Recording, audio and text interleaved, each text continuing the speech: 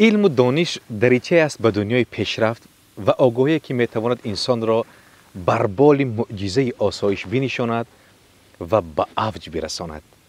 همه واسطه ها و ابزاری که ما امروزه استفاده میکنیم و باعث به وجود آمدن فرقیت اساسی بین زندگی گذشته و امروز شده است، نتیجه تلاش علم و دانش می باشد که انسان آن را کشف کرده و به کار گرفته است.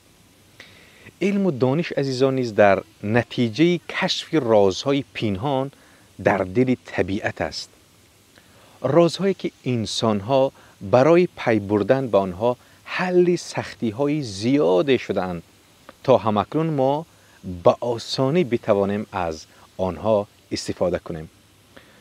وسیله ها و ابزارهای مانند اتومبیل، هواپیما، ماشین لباسشویی، یخدان و غیره همگی نتیجه علم و دانش است که ما در این هیچ شک و شبهه نداریم. اگر تلاش انسان ها برای فراگیری علم نمی بود، این لوازمات و خیلی چیزهای دیگر که امروز زندگی ما را بسیار راحت‌تر، آسان‌تر از گذشته کردن وجود نمی داشت. همچنین به لطف علم و دانش است که بسیاری از بیماران از مرگ نجات پیدا می کنند. ساختمان‌های ضد زلزله ساخته می شوند و انسان می تواند تمامی کره زمین را از بالا مشاهده کند. همچنین دانش می تواند تحولات عظیمی را در زندگیمان ایجاد کند. فکر کردن درباره این مسئله شاید اشتیاق یاد گرفتن علم و دانش را در وجودمان بیشتر کند. پس تا حدی توان باید سعی کنیم، تلاش کنیم تا به علم خود افزوده و از آموخته هایمان برای پیشرفت زندگی خود و دیگران استفاده کنیم تا در دنیایی که در مسئله علم و دانش به سرعت پیش می رود عقیب نمانیم. زیرا ما تنها با علم و دانش می توانیم رؤیاهایمان را به واقعیت تبدیل کنیم. چون همه امکانات، لوازمات و ابزارهایی که ما در حال حاضر داریم روز، سالهای پیش، عصرهای پیش رؤیای بشر بوده است که به کمک علم و دانش و تلاش‌های پیوسته انسان رنگ واقعیت به خود گرفته است. با اینکه علم و دانش در زندگی انسان نقش بسیار مهمی دارد و باعث رشد و پیشرفت می شود، اما گاهی نیز ممکن است خطرات هم برای نسل بشر به همراه داشته باشد و این در صورتی است که انسان از آموخته‌هایش در راه نادرست استفاده کند. پس عزیزان، علم و دانش نیاز به آگاهی از طرز درست استفاده کردن از آن نیز دارد تا انسان همواره در راه درست قدم بردارد. این نکته را هم باید اشاره نمایم که در پایان باید گفت علم و دانش مانند چراغی است که جهل و نادانی را از بین میبرد و انسان جاهل که همیشه در تاریکی است به طرف روشنایی راهنمایی میکند. عزیزان، فراموش نکنیم که هر کدام ما باید به اندازه سهم خود این چراغ را بیافروزیم تا هرچی جهل و نادانی است آن را از بین ببریم. طور همه شما عزیزان میدونید ما برای شما بهترین ها را پیشنهاد می‌نماییم. امروز در برنامه نوبتی ما دو چهره بسیار فریخته، دو چهره که تمام تلاششان را امروز برای رشد علمی تاجیک کرده ایستادند. یکی رضا جان بهرامزاد، نامزد علم‌های فیزیک و متماتیکا، و برادر دیگری ما جاوید جان امینوف، نامزد علم‌های گیولوژی، که هر دو در مجله‌های بانفوذ بین‌المللی مقاله‌های خود را زیاد نشر نمودند و برای معرفی علم تاجیک خدمت‌های نظررسی کردند و امروز نیز با تمام قوا و تلاش خود حرکت دارند که برای رشد علم تاجیک سهمی بی‌نظیر خود را گذارم. من هر دوی شما را به برنامه خودتان بسیار خوش آمدید میگویم و بسیار شاد هستم که امروز ما در یک طبیعتی بسیار زیبا و نازنین کشور قرار داریم و آن هم میخوایم درباره یک موضوع بسیار جالب، یعنی در موضوع ماهیت علم، چی بودن علم و نقش عالم و عالم بودن کیست، چرا باید عالم شد و اطراف این موضوع میخواهیم برای بیننده عزیز یک برنامه جالب و دیدنی را پیشکش نماییم.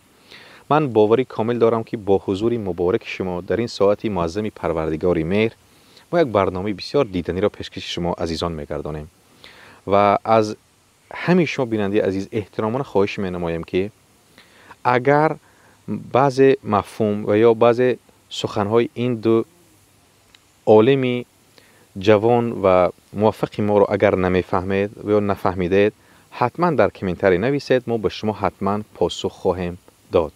بار دیگر به برنامه بسیار خوش آمده. تشکری زیاد. سلامت باشید. نخست سوال از رضای بهرامزاد دوست برادر عزیزمان، سوال همین که نخست خود علم چیست؟ علم یعنی چی؟ تشکر برای دعوت به برنامه و برای امکان دادن که ما فکر و اندیشه های خود را بیان کنیم. در مفهوم های فلسفی علم اصلا سه معنا دارد.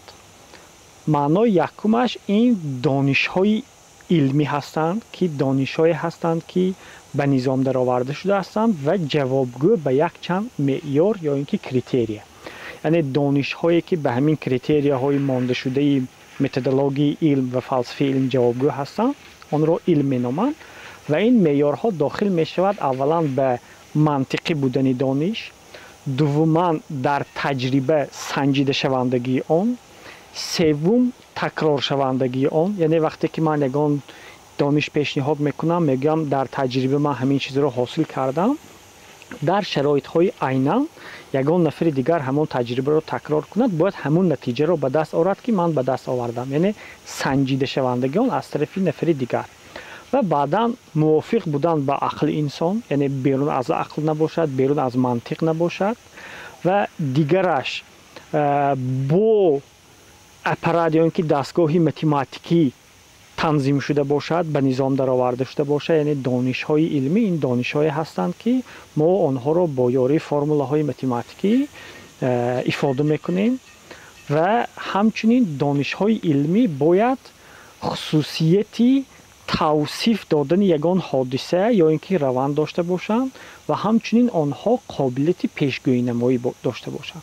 مثلا وقتی که ما قانون جاذبه نیوتن میگوییم، توسط آن ما پیشگویی کرده میتوانیم که وقتی که سنگ رو به بالا پرتافتیم پس از چند ثانیه آمده میافتد، یعنی با استفاده از دانش علمی.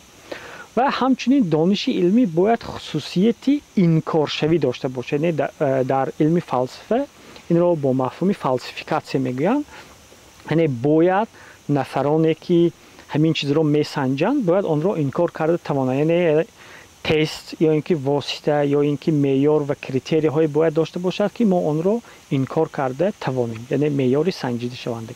این مفهومی اولی علم است، یعنی این دانش های علمی هستند که تنظیم شده هستند، به نظام در آورده شده هستند. مفهوم دوم علم این تمام روند تحقیقات را در بر میگیرد که آن را هم علم میگویند، یعنی وابسته به مسئله گذاری کردن، وابسته به پیشنهاد فرضیه، گذرانیدن تجربه، جنبست تجربه، کارکرد معلومات ها در اساس آن ساختن نظریه و پیشنهاد کردن خلاصه، این یک روند تحقیقاتی است.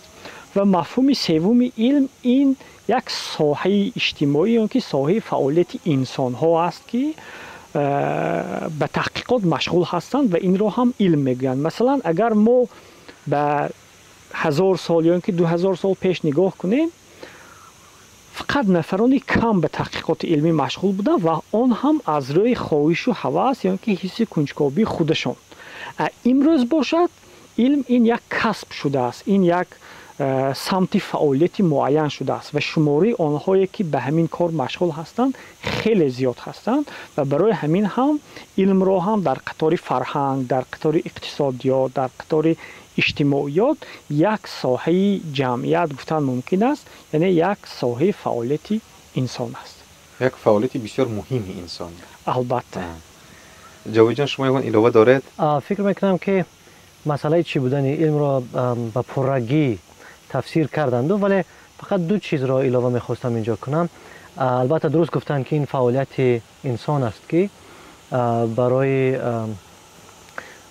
در یک روند معین راه اندازی می شود. اونچنان که گفتن از شروع از فرضیه پردازی، انتخاب متدولوژی علمی، برگزاری سنجش هایی که تکرار شوند، نتیجه اشان تکرار شونده است، یعنی هر آن دانشی که ایجاد می شود به دست می آید باید در عیناً همین حالت در جای دیگر هم در همین صورت به دست آورده شود و پیشگویی خصوصیت پیشگویی مثلا خودی همان این بسیار مهمه. این چیزا رو تفسیر کردم. من تنها میخواستم دوباره در زمینه اینها گویم که در برابر پیشگویی، همچنان که شما آینده را میتوانید پیشگویی کنید، شما امکان پیدا میکنید تا گذشته را بازسازی کنید. با استفاده از همون قانونیت های علمیه که امروز فعالند، شما میتوانید شرایط گذشته را نیز بازسازی کنید و در عموم فعالیت انسان چطوری که گفتن برای ایجاد دانش، یعنی هر عالمی که مشغول علم است طریق سوال علمی دادن و پیدا کردن جواب به اون سوال دانش ایجاد می نماید که انسانیت می تواند برای رشد خود در عموم، رشد اجتماعی، اقتصادی، هر نوع رشدی باشد، حتی شخصی، در رشد خود استفاده نماید. بسیار فکر میکنم یک جوابی مکمل بود، یک جوابی مفصل بود.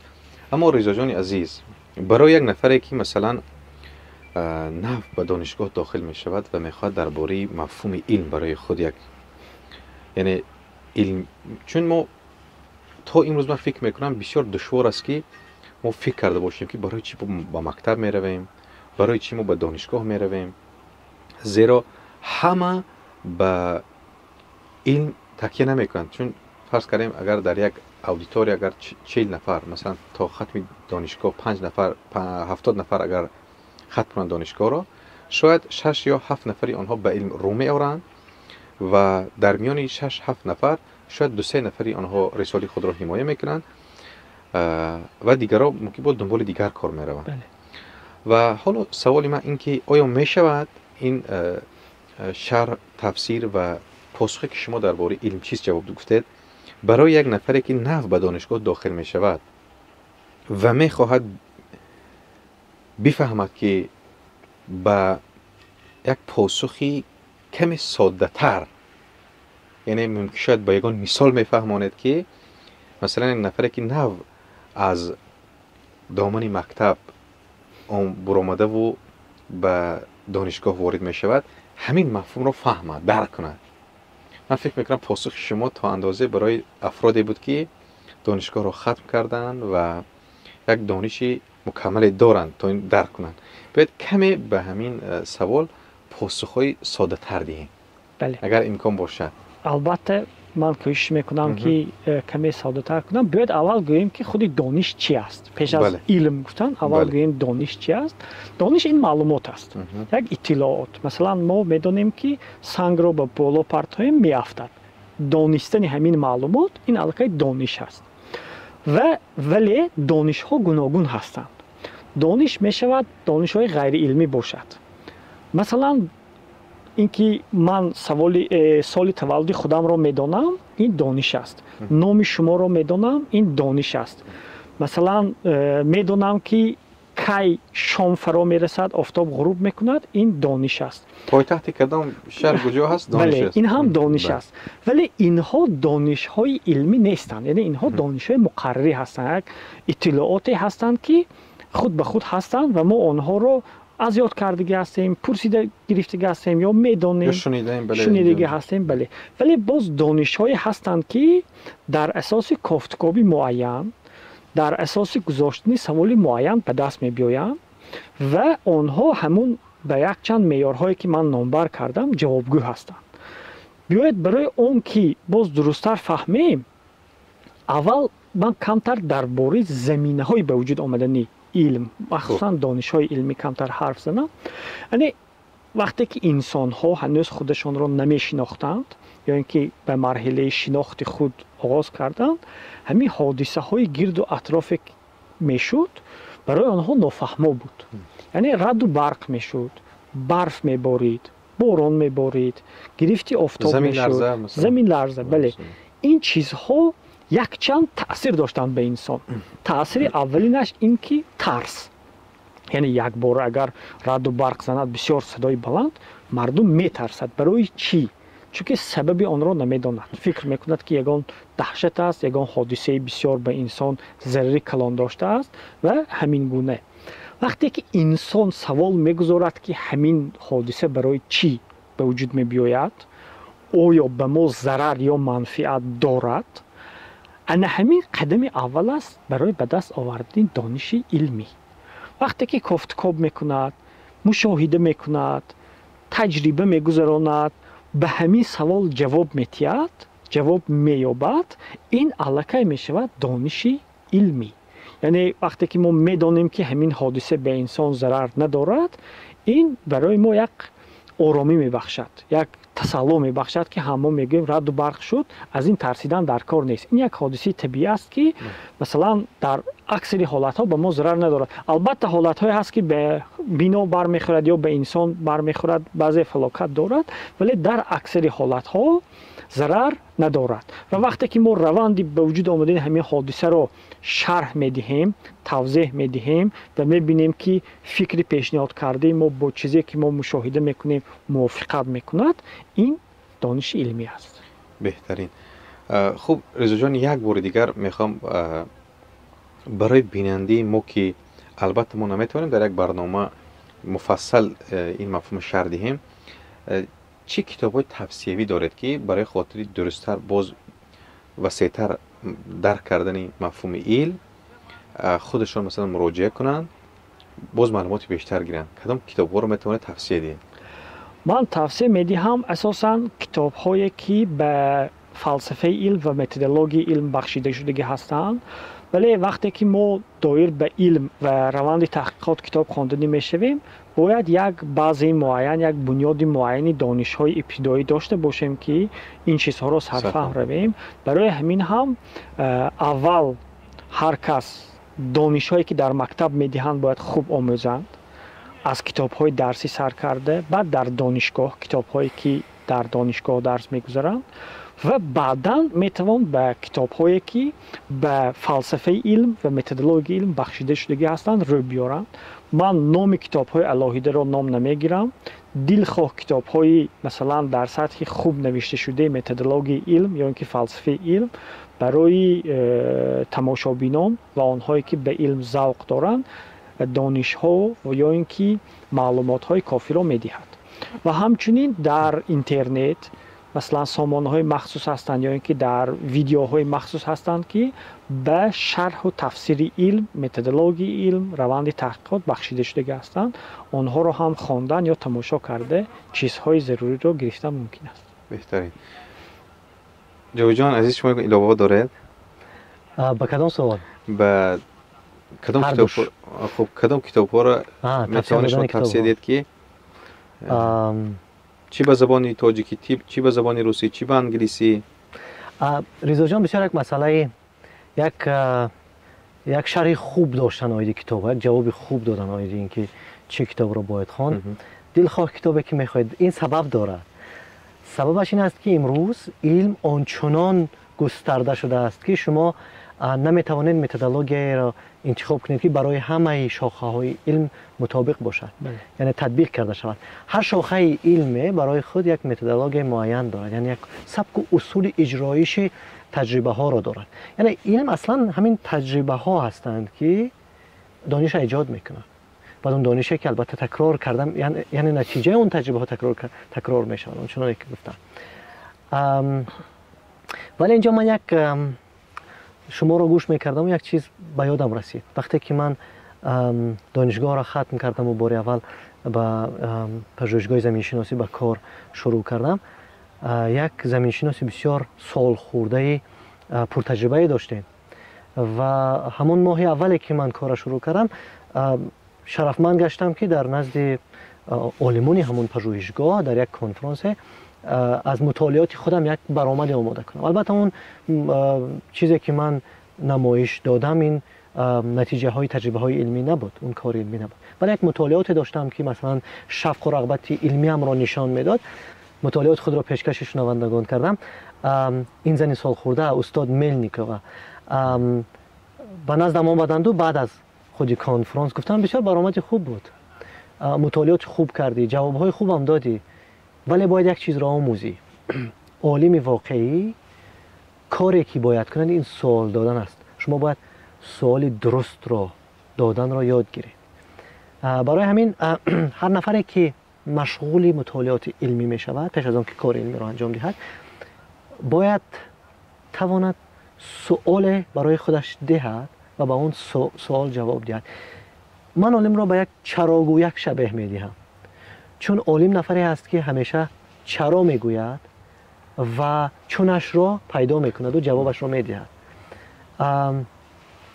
رضا بسیار شرح خوب دادن آید این که علم چیست با زبانی ساده و گفتند که اون دانشی که ما میدانیم مثلا اون دانش است اول ها، بعد وقتی که اون دانش به دست می آید اون فعالیت علمی است. و من فقط میخواستم یک مثال دیگر بیارم. مثلا اکثر کودکان و نورسان در یک مرحله به خود سوال میدن یا به بزرگان سوال میدن که چرا آسمان کبود است، رنگ آسمان چرا کبود است، این چرا و چون مبدل میگردد. طریق تجربه های علمی، طریق مطالعات علمی. در این صورت مثلا چرا آسمان کبود است یک نفر میتواند توسط مطالعات الکی جوابش رو پیدا کند. مهم نیست یا ضرور نیست که تجربه علمی برگزار کند، فعالیت علمی انجام دهد تا بفهمد که آسمان چرا کبود است. ولی زمانی بود که این دانش روی دست نبود و یک نفر پیدا شد که تجربه علمی انجام داد و این دانش رو به دست آورد تا ما طریق مطالعات توانیم آن را روی دست بیاریم یا بفهمیم. و هر دانش، البته من دانش های ساده پریمیتیوی که دنیای ما رو مثلا توصیف میدهن اطراف ما نمیگویم، چون این چیزها طریق سالهای طولانی انسانیت از خود کرده است. ولی مثلا اون دانش هایی که در نتیجه فعالیت علمی به وجود آمدن در هر مرحله دانش نبودند و تجربه های علمی آنها را به دانش مبدل کردن، یعنی اون دانش را ایجاد نمودند. و هر نفری که میخواد به فعالیت علمی مشغول شود باید بداند که کارش این خواهد بود: چرا گفتن و چون گفتن. ضمناً یک چیز را گویم، شما گفتید برای چه رنگ آسمان کبود است.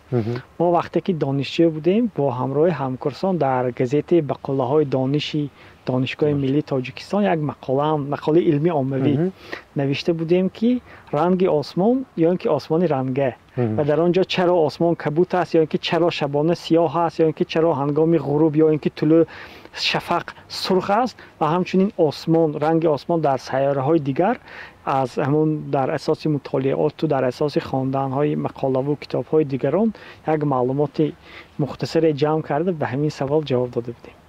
و لطفا من خواهش میکنم که همین پاسخ رو در صفحتان گذارید تا اینکه من اون شکل مقاله رو میتوانم به شما دسترس کنم و در صفحه های شبکه های اجتماعی خیرات گذاریم.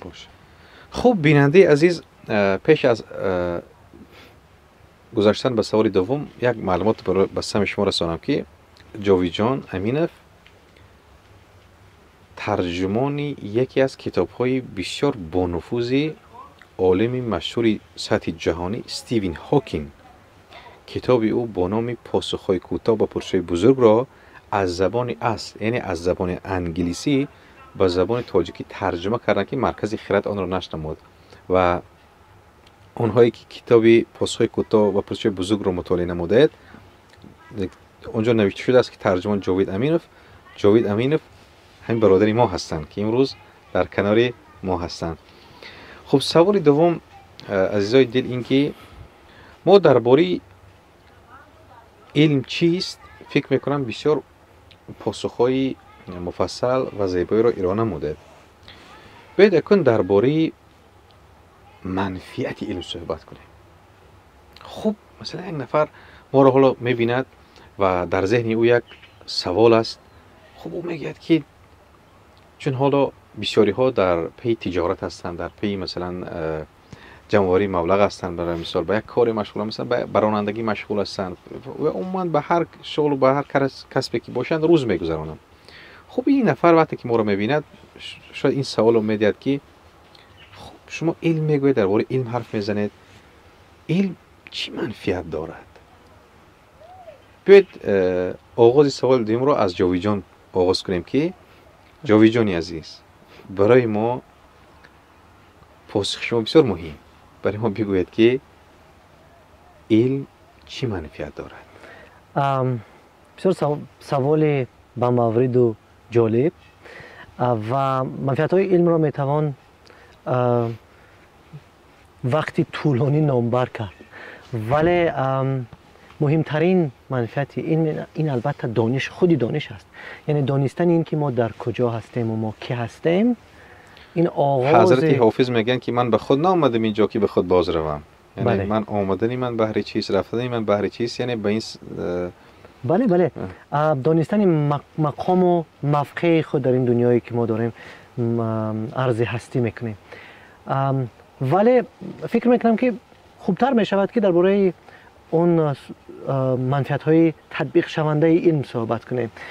امروز خوشبختانه ما مثال و نمونه های زیادی استفاده علم برای بهتر کردن حیات انسان ها داره و همین هم هست که این وظیفه اساسیش بهتر کردن شرایط زیست انسان ها در روی زمین، خوبتر کردن محیط زیستی ما و یعنی پایدار نمودن نسل انسانی در روی این سیاره کوچک.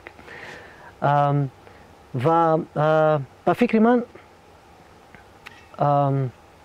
این مسئله رو میتوان چنین شروع کرد. زمانی بود که انسانیت با اسب و با خر با فایتون ها سفر باش بالای شترها و کاروان های شتری و سفر میکرد و بار میکشید تا اون وقتی که مثلا قطاره نبود و مثلا نقلیات نبود و قطاره ها و ماشین ها اختراع شدند و اونها خود به خود روی کار نامدن. اونها را اول البته بودن نفرانی که اختراع میکردند. زمانی بود که مثلا پرواز کردن این یک کاری امکان ناپذیر بود، افسانه بود یا مینمود، افسانه مینمود. و اگر میگفتی که من روز یا انسانیت روز میتواند در هوا پرواز کند، همه در حال اون انسان ها میخندیدن و پیدا شدن نفرانی که مثلا بسیار چراگویک بودن آنچنانی که گفتم و راه های اختراع کردن که امکان داد انسان تواند سفر کند زودتر، انسان تواند پرواز کند و امروز همه اون چیزی، همه اون منفیت هایی که ما داریم، همه اون راحتی که ما در زندگی داریم توسط فعالیت علمی بود. آن نواربرداری که ما رو در نوار میگیرد، آن صدا برداری که صدای ما رو میبردارد، اون لباسی که ما پوشیده ایم، آن تکنیکایی که ما برای زیبا کردن اطراف خود استفاده میبریم، دستگاهی چاپ که بهترین کتاب‌ها رو نشر میکنیم و مطالعه میکنیم، همه این چیزها محصول فعالیت علمی هستند و همه اینها رو نامبر کردن نمیشود، به نهایت زیاد هستند. و علم اصلا وظیفه علم ایجاد کردن این گونه واسطه ها و ابزارهایی که شما گفته در آغاز صحبت و گذاشتن برای انسانیت تا توانند یک حیاتی به معنی و به راحت روی این سیاره داشته باشند. به فکر من این است منفیت این. بهترین. جاوید جان سپاس. رضا جان شما یکون ایروا داره؟ بله، اگر گفته های اکای جاوید را خلاصه کنیم، علم این برای جواب دادن به نیازهای انسان است. یعنی منفیت اساسی علم به نیازهای انسان و باید همین نیازها را کشاییم. اولا انسان احساس کنجکاوی دارد. یکمین وظیفه علم همین قانع کردن طلبات کنجکاوی انسان است. یعنی همون سوال گذاشتن، چرا گفتن، این قدم اول برای علم است. چرا گفته سوال گذاشتن و انا همین را قانع کردن این کار علم است. یعنی ما برای چی سنگ افتید، برای چی برف بارید، برای چی رستنی ها سبز است. دومش آسان کردن زندگی انسان. اگر خلاصه کنیم یعنی قانع کردن احساس کنجکاوی انسان، آسان کردن زندگی انسان و بهتر کردن امکانیت های زیست انسان. من در نظر دارم امکانیت های بیولوژی. یعنی اگر برای این من یک مثال بسیار مهم آورده میتوانم، تصور کنید 4 سال پیش تمام دنیا گرفتار پاندمی کووید شد و تمام انسان ها خانشین شدن و چشم و نگاه تمام انسان های روی دنیا به سوی عالمان بود که کی آنها واکسین میسازند و انسان ها از همان واکسین استفاده کرده به کوچه میبرایند. یعنی در اینجا هنرمندان هم، سراینده ها هم، فوتبالیست ها هم، مثلا ورزشگران هم، تمام قشر جامعه شروع کرده از راهبرای سیاسی کشورها تا آخران نفری روی زمین، همه چشم به سوی عالمان، چشم به سوی دانشمندان بودند که کی همین واکسین را یا اینکه راه طبابت را پیشنهاد میکنند و ما میتوانیم آرامانه به کوچه برایم به زندگی مقرری خود برگردیم. همچنین یک مثال میبرم، یک مثالی که دنیا را گوییم بسیار تکان جدی داده است. تصور کنید 100 سال پیش، سالهای 1910 1920 یک بیمارخانه بسیار بزرگ که در آنجا در قبطی در درآمدگاه اول کلانسالها، بعد در اتاق دیگر کودکان، همه بیماری تبابت نشونده و در انتظار مرگ. تصور کنید کودکا اونجا 2 ساله هم هست، 10 ساله هم هست. در نزد کودکان پدر و مادرانشان گریه دارند. کودکان هم از دنیا امیدشان کندگی هستند و بیماریشان تبابت نشونده. در جایی که کلانسالا هستند، فرزندانشان و همسرش و شوهرشان همه بسیار زیق، طبعشان خیره است، در انتظار مرگ. این رو اگر هر کسی که نزدیکش رو از دست داده است یا یگان نزدیکش بیمار است بسیار درک میکنند. و در همین حالت طبیب، یک دانشمند عالم با همراهی همشیره شفقت به داخل می‌درویند و از کودکان رو همان سوزنده رو گذراندن شروع میکنند. همین 10-15 دقیقه میگذرد، همون بیمارایی که باید از دنیا میگذشتن و بهتر شدن شروع میکنند و با تدریج با نوبت تمام آنهایی که همون سوزندار رو میگیرن درست میشوند، پور درست نشوند، هم از همون مرگ میرهند. و همین بیماری قند بود و این طبیبی که آمد، دانشمندی که آمد، انسولین را اختراع کرده بود و او پتنت نکرد و گفت که تمام آدما میتوانند این را بی پول مثلا استفاده برند. و شما تصور کنید که یک همین اختراع داروی انسولین چقدر مرگ را پیشگیری کرد و چقدر انسان ها امید زندگی بخشید. یا اینکه تبابت کردن بسیار بیماری هایی که برای ما امروز عادی هستند. همین یک مثلا به ویروس گرفتار میشوید، به داروخانه نزدیکترین میروید، آنتی ویروس یا اینکه آنتی بیوتیک میگیرید، شما زندگیتان رو دوام میدهید، حتی به بیمارخانه نمیروید. ولی 100 سال 200 سال پیش آدمی که به همین عادی ترین بیماری ها گرفتار میشد تبابت نمیشد، از زندگی میگذشت. انا همین چیز منفیتی از همه مهمترین و بلندترین علم است که دوام دادن عمر انسان، حفظ کردن زندگی انسان و بهتر کردن سلامتی او برای زندگی من بعد است. بهترین، یعنی بیننده عزیز، عالمان را همچون گوهری که چشم باید احتیاط کرد. عالمان در همه سال و در همه وقت، در همه لحظه برای ما انسان ها ضرورند. خب بیننده عزیز، ما حالا تنها با 2 سوالی در بالا پاسخ گفتیم، یعنی علم چیست و فایده علم و یا منفیت علم و یا سود علم چیست؟ دو برادر دانشمندی ما پاسخ گفتن. و حالا میگذاریم به سوال سوم که خیلی مهم است. با ما باشید عزیزان. جاوید جان عزیز بیاید به ما بگوید که وقتی که ما فهمیدیم که علم چیست، وقتی با منفیت علم رو درک کردیم، خب اکنون برگردیم به سوال این که خودی عالم کیست؟ سوال جالب فکر میکنم برای آن نفرای جالب است که مخصوصا جالب است که فکر میکنن آینده میخواهند مثلا عالم شوند و باید بدانند که به چی کار باید مشغول شوند در آینده. و من از آن چیزایی که گفتیم، مثلا از اون فعالیتی که تفسیرش کردیم تا حاضر، نفری که مشغول ایجاد دانش است، و فکر من سوال پاسخی کوتاه به این سوال میتواند این باشد که عالم نفری هست که به سوالها جواب میدهد، به سوالهای تا حال با بی جواب مانده، اما ایجاد دانش میکنند. ولی وقتی که شما از نقطه نظر علمی به خصوصیت های یک نفر همچون عالم مینگرید، نفری که به فعالیت علمی مشغول می شود و دانش ایجاد می نماید،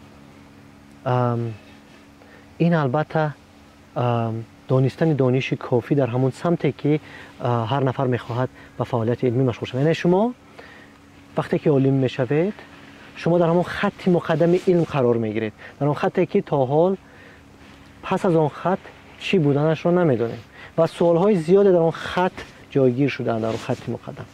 و هر دانشی که ما در دانشگاه می‌آموزیم زمانی در اون خط مقدم قرار داشتن. و وقتی که شما دانشگاه می‌آیید، دانش‌هایی که قبلا ایجاد شده اونها رو از خود می‌کنید. شما البته همه دانش‌های دنیا رو نمی‌توانید از خود کنید. درازترین راه‌ها و یا تونل‌های درازترین با همون قدم کوچک آغاز شدن. البته همه چیز از الفبا شروع می‌شود. از خواندن و نوشتن، از خود کردن واسطه‌های به دست آوردن دانش، آمدن به دانشگاه و در دانشگاه مثلا مشغول آموزش یک اختصاصی شدن و در آن اختصاص موفق گشتن، در نهایت دانشگاه را ختم کردن. وقتی که شما دانشگاه را ختم میکنید، شما دانش‌هایی که تا امروز ایجاد شدن از خود میکنید. شما برنامه همون شاخه انتخاب کرده اتون را از خود میکنید و با اون بغاجی که اکنون میگیرید، شما آماده سفر به خط مقدم علم میگردید. و وقتی که شما به خط مقدم علم سفر کردید، شما اولین کاری که میکنید این سوال میدید چرا. و وظیفه عالم یک راهکاری درست علمی را انتخاب نمودن برای جواب دادن به این سوال است.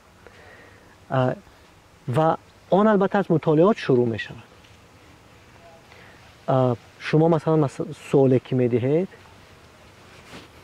دایره مسئله های اون سوال را، دایره علمی اون سوال را در کدام شاخه علم، در کدام زیر شاخه علم قرار می گیرد می آموزید و یک راهی درستی علمی رسیدن به آن جواب را پیدا میکنید.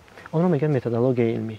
یک متدولوژی درست علمی را به دست میارید و توسط تجربه کاری به نتیجه های میرسید که شما باید تفسیر کنید و عالم باید کنجکاو باشد. عالم باید تواند سوال های درست را دهد. خب شما عالم هستید، خودی بیننده ما حالا حتما سوال میدهد که خب جاوید جان که درباره علم و درباره عالم حرف میزنن، خودشون همچون عالم چیکار کردن؟ و بیننده عزیز ما چی پاسخ میده؟ خب خیلی که گفتم شاخه های علم گوناگون میشن. اون شاخه علمی که من پیگیری میکنم این زمین شناسی است و مخصوصا من پیدایش کوه ها رو میآموزم.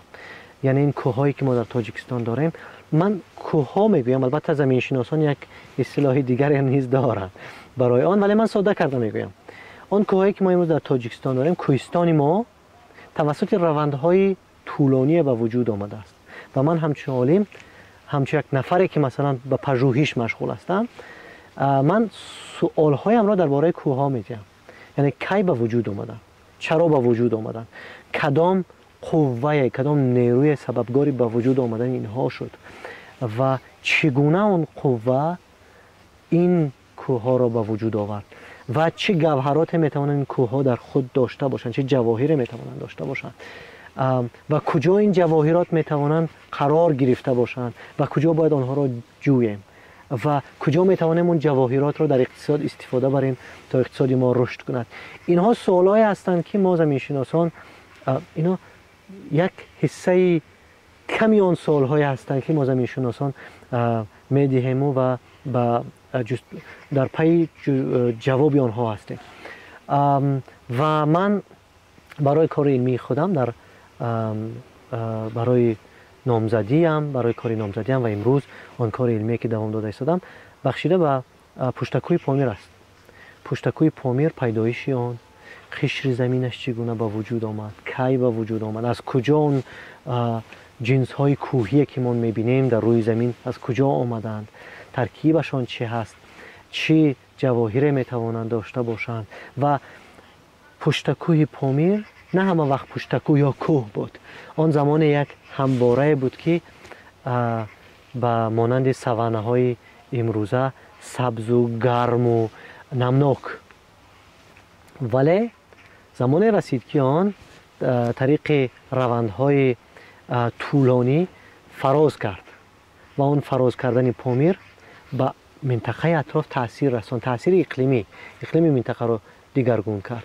و من همچون زمینشناس تاثیر این گونه کوه و پشت کوه ها را به اقلیم منطقه‌ای و در عموم اقلیم جهان مورد آموزش قرار میدهم.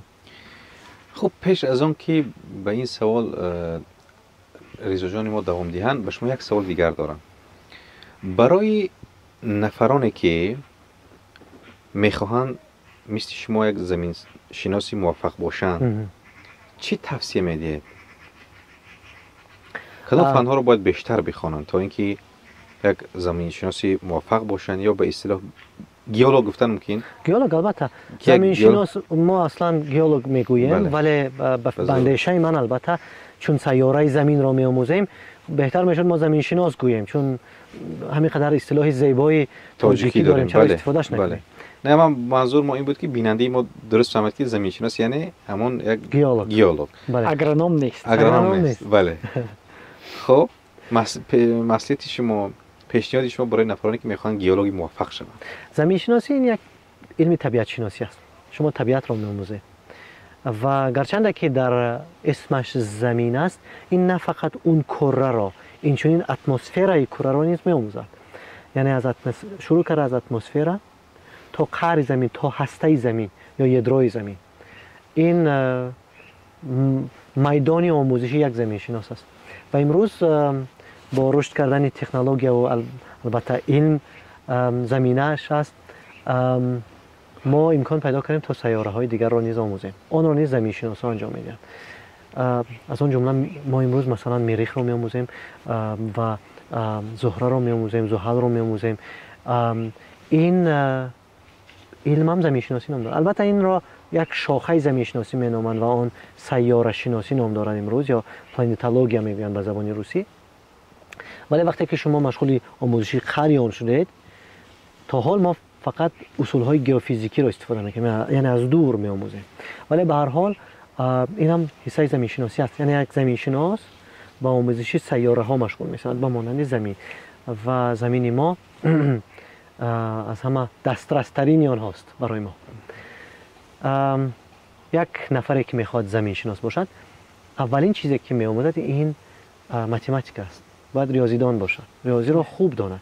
همه علم های طبیعت شناسی و نه فقط بنیادشان از متماتیک است و نه فقط طبیعت شناسی، جامعه شناسی هم مثلا اقتصاد متماتیک را طلب میکنه. ریاضی این الفبای علم است. به ریاضی علم کردن نمیشه. باید ریاضی را داند. و برای زمین شناسی مخصوصا بعد از ریاضی این فیزیک و شیمی هست. و بعد از آن بیولوژی و جغرافیا. اینا بسیار علم‌های مهم هستند برای زمین شناس. و عموما زمین شناس باید از همه علم‌ها خبر داشته باشد تا تواند، حتی از روانشناسی. البته روانشناسی برای زمین شناسی دور تطبیق نمی شود. روانشناسی را می توان برای دوره‌های که نوع هومو ساپینس روی زمین بود استفاده نمود. و این هم زمین شناسی هست. این زمین شناسی چاریکی میگن، یعنی زمین شناسی معاصر نیست، هست که در آن انسان و گویم که گذشتگان آن نقش مهم میبازند.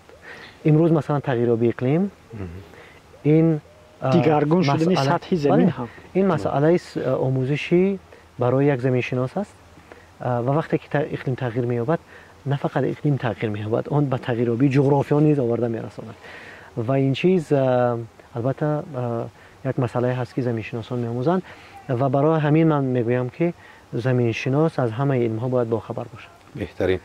حالا علاوه‌های ریزو جان میشنویم که یعنی شما خودتون که عالم هستید یک بار دیگر بگویید که عالم کیست و من دوم سوال باید به شما میدم. به فکری من به سوالی گذاشته شده اکای جاوید خیلی جوابی خوب دادن.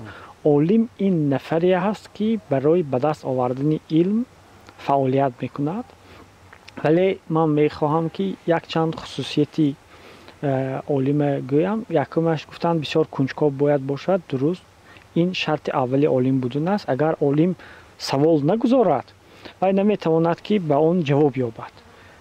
اینشتین در یک گفتهش میگوید که اگر برای من یک مسئله دهند، من 95% وقتم رو برای درست گذاشتن حل شرط مسئله، درست معین کردن شرط مسئله صرف میکنم. یعنی 95% وقتم صرف میکنم که همین مسئله چی سوال دارد، از ما چی میخواهد. بعد میگه 5% دیگرش رو برای یافتن جواب، یعنی گذاشتن سوالی درست، این شرط اولی عالم بودن است. و شرط دوم این صبر، تحمل، زحمت پذیری می باشد که برای جواب یافتن به اون سوال عالم باید تمام قوه و نیرو و انرژی خودش رو صرف کند. و در این حالت برای چی تحمل پذیر با صبر باید باشد؟ چون که برای جواب یافتن به بعضی سوال ها 10 ساله ها میگذرد، شاید 1000 ساله ها میگذرد. ببینید بعضی سوال های هست که ابن سینا گذاشته بود، بعضی سوال هایی که بیرونی گذاشته بود، ولی اون وقت آنها جوابش رو نمیدانستند.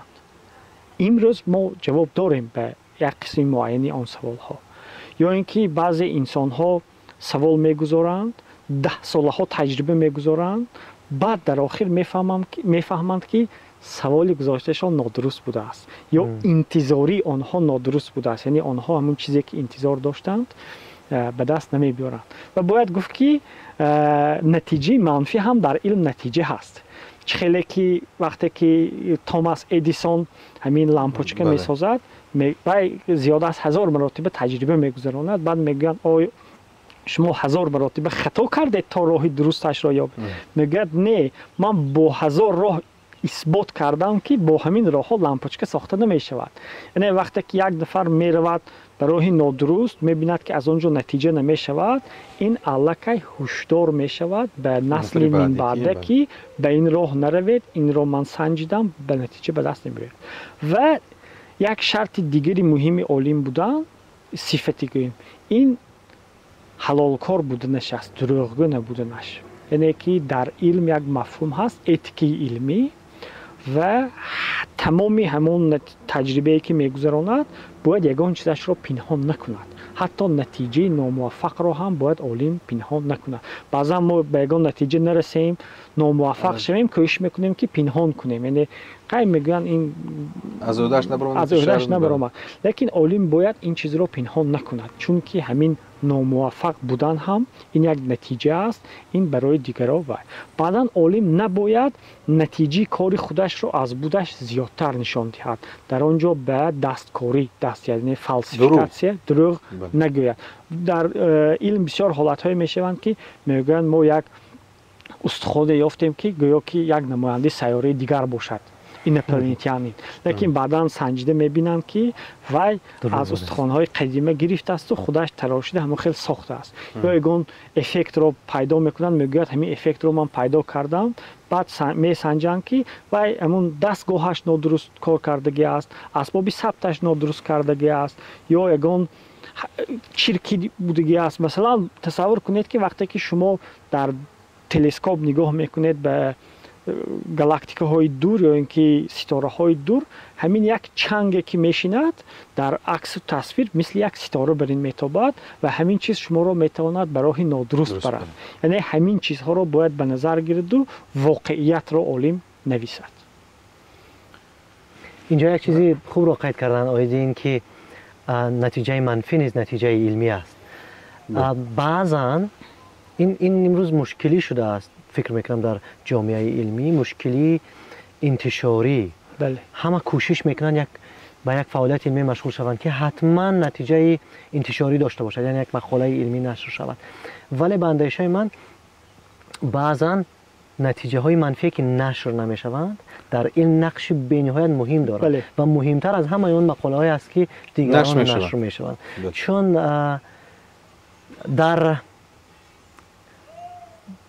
در این چه گویم، در این رقابت انتشاری که امروز عالمان قرار دارند، هرچی بیشتر من 50 مقاله نوشتم، از 60 مقاله نوشتم. در این رقابت انتشاری اصلا بسیار سوال‌های کوچکی هستند که اصلا شاید جواب داشته باشند و بسیار آدمایی هستند که مثلا خیلی که رضا قید کردن بسیار کارهایی دارند که سطحی صورت میگیرند و در اصل وقتی که دوباره سنجیده میشوند تکرار نمیشود نتیجه هایشان.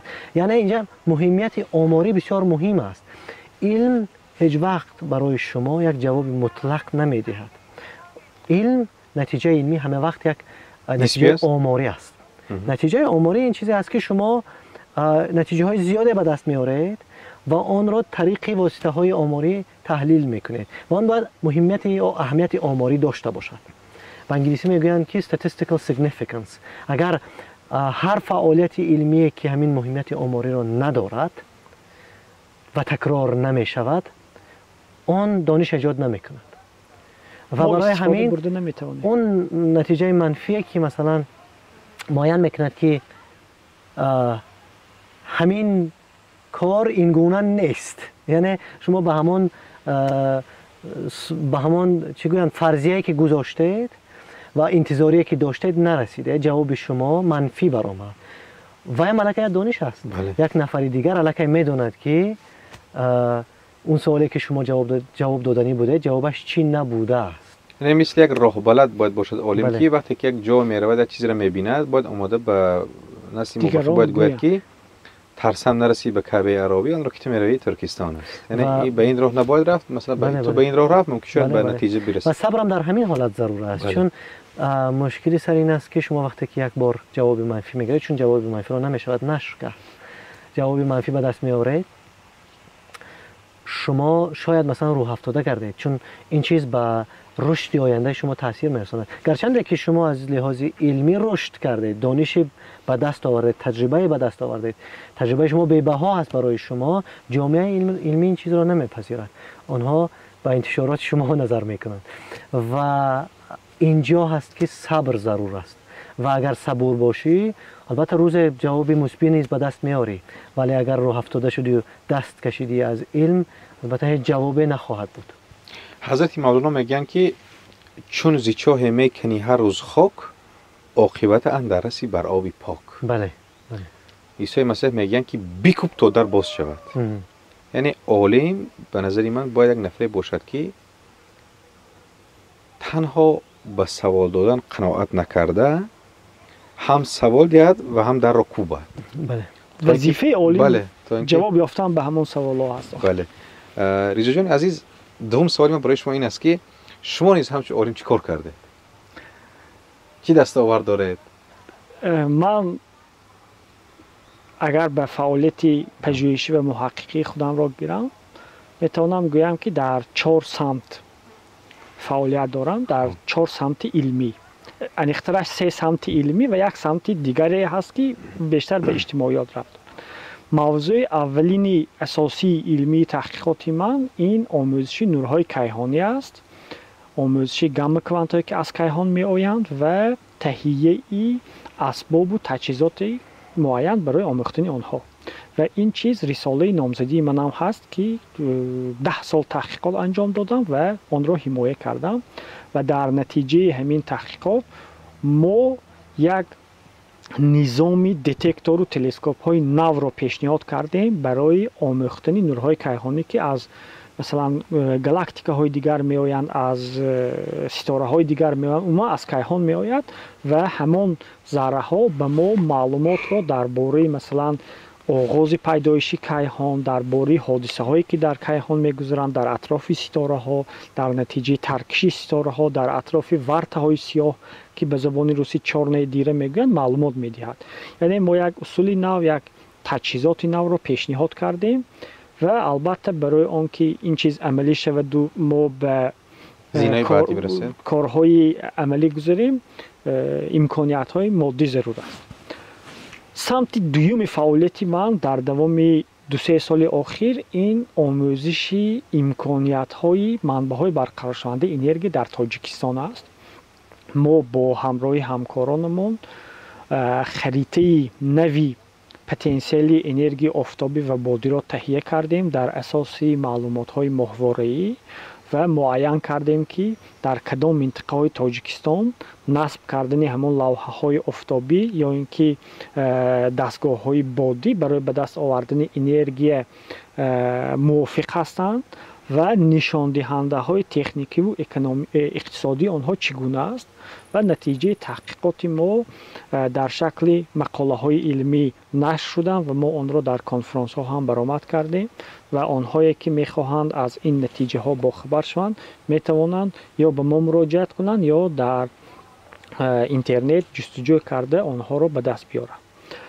فعالیت سمت سوم فعالیت من این آموزش تاریخ علمی تاجیک است، مخصوصا تاریخ عالمانی که به آموزش کیهان مشغول بودند و در نتیجه این فعالیت هم من یک چند مقاله های علمی عاموی و مقاله های علمی هم آماده کردم، مخصوصا درباره احمد فرغانی، درباره ابو محمود خوجندی و همچنین درباره عمر خیام و تقویم ساخته آن که من فکر میکنم برای من این چیز بسیار مهم است تا به جامعه معرفی کنیم که بزرگان ما در علم چی کارها کرده اند، چی سهم دارند و این چیز برای خودشناسی ما، برای بلند برداشتن هویت ما و برای بلند رفتن اعتماد به خود مساعدت میکند و من فکر میکنم که این کار رو باید دیگر عالمان هم یک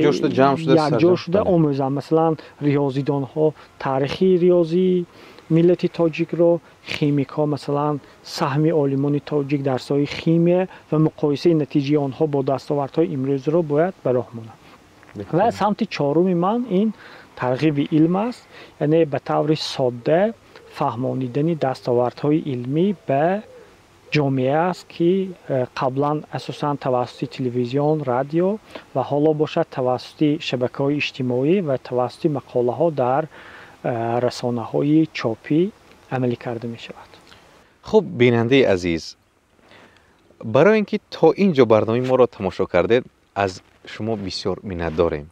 این پایان برنامه نخستین ما بود و در برنامه نوبتی ما درباره مشکلاتی جای داشته که علم میتوان آن را حل کند و در اطراف علم به بسیار موضوعهای جالب دیگر در برنامه‌های دیگر ما برای شما معلومات خواهیم داد. با مهمانان برنامه و رضا جان بهرامزاد و جاوید جان امینوف برای پاسخ دادن به این 3 سوال بنیادی علم بسیار سپاس میگویم که وقتی خود را دریغ نداشته به این سوالها پاسخ گفتید و من باوری کامل دارم که این برنامه عزیزان برای شما پسند افتاده باشد. همیشه با مرکز خرد بمانید تا بهترین ها را ببینید، با ما بمانید تا بدرخشید. ما برای شما بهترین ها را پیشنهاد میکنیم.